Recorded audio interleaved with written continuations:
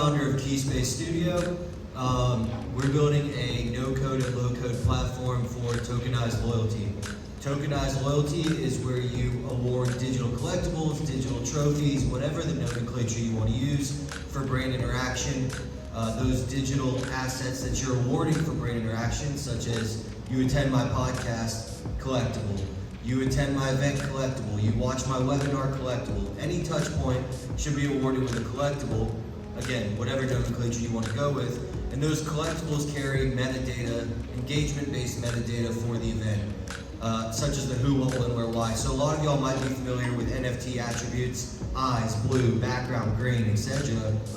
In this world, we take those attributes and we make it the who, what, when, where, why, where an event happened, what kind of digital collectible is this? And then that metadata can be used to create engagement-based audience segments, which you can then target with rewards and offers. And so we're taking a non-speculative approach to Web3. In fact, I was on this stage not too long ago talking about, at the 404 Accelerator Demo Day, talking about how we are not NFTs, we are not crypto. In fact, at that time I said, in fact, we're probably the least Web3 company here because we don't focus on tech specs, we focus on real business value propositions. How can we help brands utilize the blockchain for a more secure, more engaging, and more cost-effective way to do brand loyalty?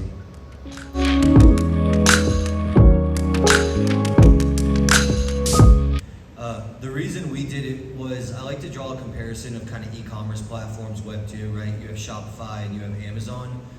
At the time in 2021 when we were thinking and building out our prototype, it's like, Amazon is more like Ethereum and Polygon was more like Shopify, meaning you could get a higher volume with lower transaction fees, but the benefit of Ethereum is the distribution network.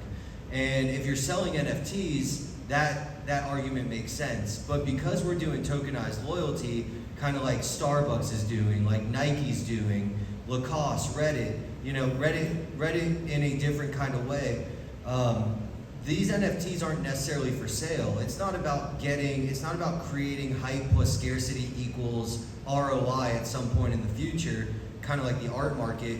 This is about awarding points and gamifying brand engagement.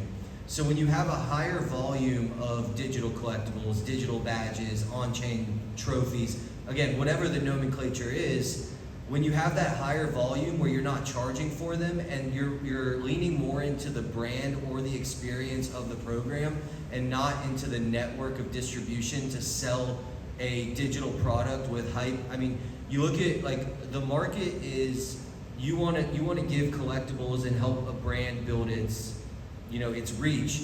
You don't want to target a niche Web3 audience with digital art, in which case Ethereum might be a good choice to go with. But in this case, with what we're doing in our approach to this space, there really is no other chain better than Polygon. And so that's the decision we made. So ultimately, scalability, transaction speed, and transaction costs.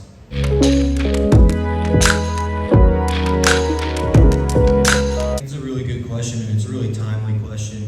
One of the biggest things we learned is, don't go to these, especially if you're selling to enterprises, Web 2 legacy, you don't go in there and you talk tech specs, right? Like Steve Jobs didn't, I hate to use a cliche and other Steve Jobs quote, but he didn't come on stage and talk about all the specs of the iPod. He said it's 1,000 songs in your pocket. That's the kind of messaging that these companies need and that these brands need, right? So when I go in there, I say we use digital collectibles to create a higher ROI on your loyalty activations and programs. And they say, how do you do that? And I say, with emerging technologies like cloud and distributed architectures. And then if they say, are you talking about the blockchain? Then I go, hell yeah. But you have to get there, right? And so I'm talking tech specs last, and I'm saying, look, what we need to do is, we worked with, we did an activation with, and in the post-mortem of that activation, we were talking to them and we said, look, if you wanted to target let's say three of your consumers, or consumers that went to 3 events in the last year, how would you do that?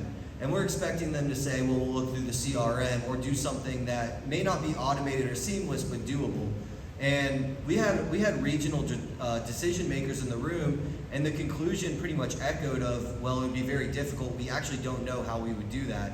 And that's where we come in and we say, well, part of what we offer is this engagement-based metadata that these digital collectibles hold offer a feature called automated accountability, which means you can create a token gate or you can create an airdrop and use the attributes, the metadata on these digital collectibles to be able to target people who have been to 3 events in the last year.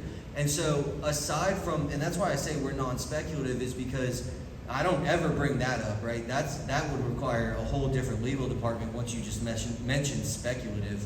So what we do is that's what we talk about. We say you can streamline things that you would need to otherwise manually do with your CRM. You need to reward people in a more reciprocal way, right? I'm sure everyone in here has been to a sponsor booth where you give your contact information and then you spin the wheel and get a little pair of cheap sunglasses that end up lost or in the back of your car in 2 days. But you know what doesn't stop in 2 days? Those emails and phone calls from you signing up to get those glasses. That's not a reciprocal relationship. They get something in perpetuity and you get something here today, gone tomorrow. If you are awarded, if I spin the wheel and let's say I get a pair of sunglasses, but I also get a digital collectible that can be retargeted and earn me rewards and offers in perpetuity, and you get my contact information to contact me in perpetuity, now you have a more reciprocal relationship. And then I think, so those are the first 2 benefits, right? Is the streamlining of being able to target and retarget, the extension of campaign shelf lives, and then the third one is interoperability, which I kind of bifurcate into 2 things, which is you have the digital to physical realm interoperability, but then you also have, think about if a brand did a collaboration, right? Pre-Web3, if Starbucks and the Atlanta Falcons wanted to do digital activation together, you'd have to throw APIs, you'd have to stress test and do security and build something out to have that integration. The blockchain eliminates the need for brand collaboration APIs. And so I think that interoperability holds a lot of weight. And so when we go in there, these are the kind of things we tell them, right? I'm even being a bit more technical now than I typically am because of this audience. But those are the 3 value propositions when we go in. And that's how we, allegorically tell people this is 1,000 songs in your pocket. Interoperability, extension of campaign shelf life, and automated accountability. And those are the feature sets that really resonate. And then the last piece I'll add when we start talking about revenue models is subsidize the cost of these programs by being able to generate revenue through avenues A, B, and C. Sponsored collectibles. Instead of selling digital ad space, if you're company X, sell company Y 3 collectibles and 1 token gate for X amount of dollars, or sell digital products. Like, there's a lot of ways to generate revenue outside of the extension of customer lifetime value, and those together are the 4 main value props.